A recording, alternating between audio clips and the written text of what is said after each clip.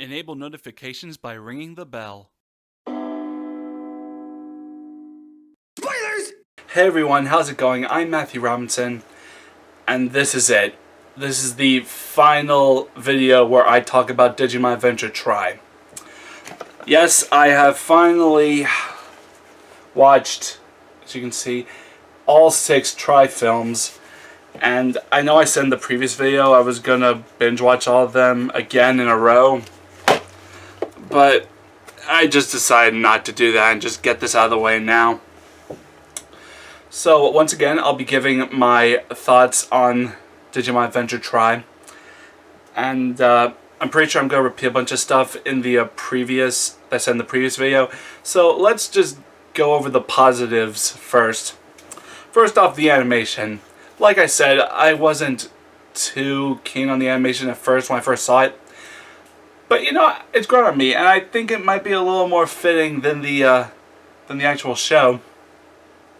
Okay, actually, no, it's not fitting, but it does lend itself to the characters aging. Because, you see, in Adventure 02, their voices hadn't really changed. They basically looked the same. There was basically no indication that they had aged other than, you know, the show taking place 4 years later. But in these films, you can definitely tell that they are older. So there's that. Voice acting wise, it's also good. Sorry, I thought I was going to sneeze. The majority of the original English cast came back to record this, except for a few. For example, Michael Rice did not return to voice Matt. Instead, Matt was voiced in the Try films by Vic Mignogna. And I don't think he's going to be voicing him in the 20th anniversary film because his career is now non-existent at this point due to, well, you probably know. But, you know, they'll get to that when they get to that. Another one I wanted to mention was Robbie Damon, who voiced Joe, replacing the late Michael Lindsay. He also does a good job. Like I said, most of the cast does a good job, you know, both the original and the replacements. There is one thing I never got, though. Like, in the Try films, TK is voiced by Johnny Young Bosch. So yeah, Doug Airholtz did not reprise his role, but weirdly enough, he still appears in the movies as Nishijima, so it's like, well, you have Doug Airholtz anyway, why are you replacing him on his role? Why can't you just have him voice... It's kind of like in that movie Half-Baked, where Snoop Dogg was supposed to play Sir Smoke-A-Lot, but instead they got Dave Chappelle to do it. And it was kind of like a double role thing, but they still had Snoop Dogg in the movie, so why wasn't he Sir Smoke-A-Lot in the first place? But whatever, that's just a minor nitpick. All the other voice actors do a good job. And I'm just talking about the English voice actors. I don't watch in Japanese ever. I don't like reading subtitles.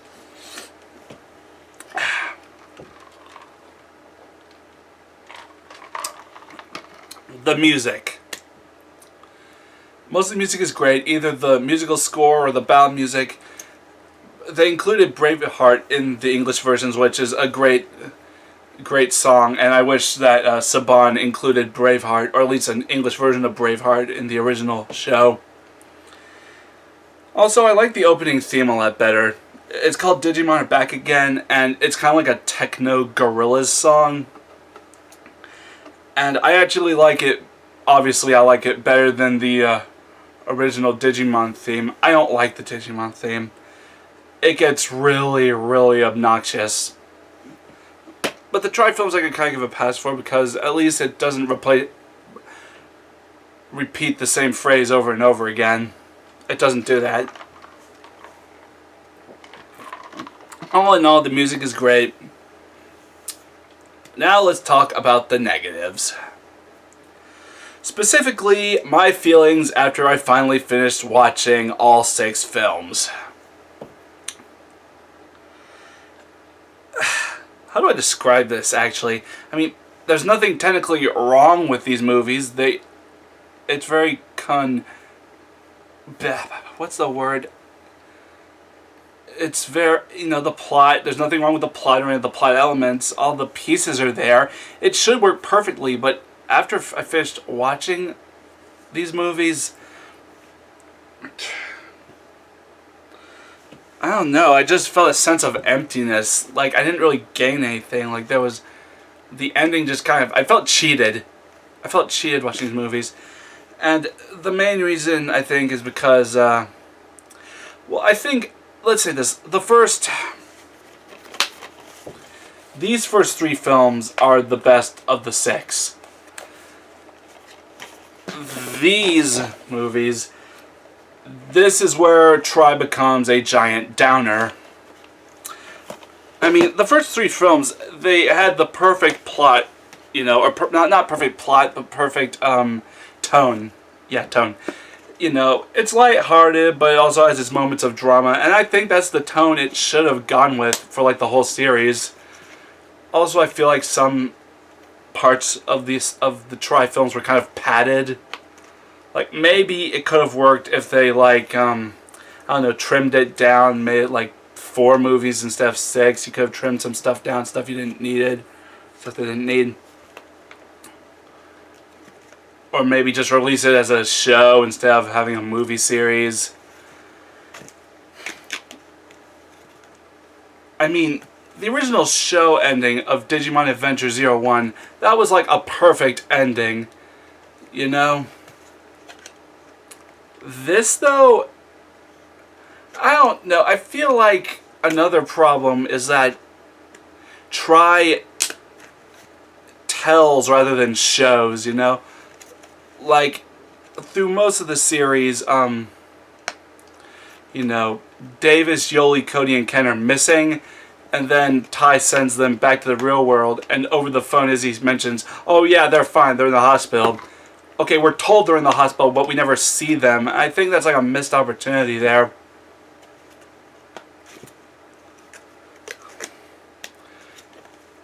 I think some stuff should have been shown more, and I think they could have cut out some unneeded bits. Maybe it could have worked if it was shorter. I just don't know. I just felt empty, like I've been cheated, like I said. Like, I was promised something great, you know, but once it all ended, no, this is wrong, no, you know? You know, when Billiam did his review of the whole Digimon series, he called the Try films a problematic sequel. I wouldn't say problematic, I would call it more confused, maybe a little bit unfinished. Although maybe they're just saving the real conclusion for the 20th anniversary film, which should be out this year.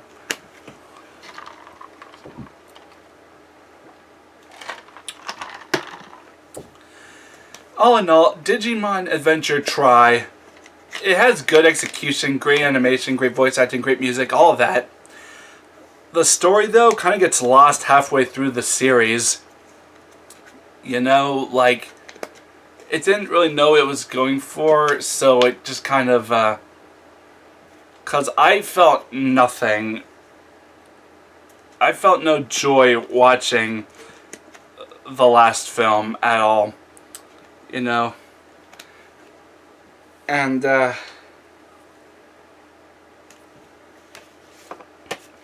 I felt no joy watching it.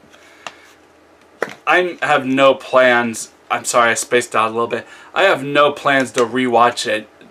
If you do plan on watching Try, if you do plan on watching it ever, I would not suggest buying it on DVD, even though I made the stupid decision to do that. This is more of a one and done deal. All you need to do is watch it once. It doesn't really have the rewatchability of the original series, any of the original series, in fact. All I can say, Billy might have called it a problematic sequel. I call it an unfinished sequel. But like I said, they're probably saving that for the final movie. So, I'm not going to rate it. I never thought about rating it. But I would have to give it maybe a 6 or 7 out of 10. Look, maybe if it knew what it was going for, or maybe they knew what it was going for, but maybe they just wanted more drama in there.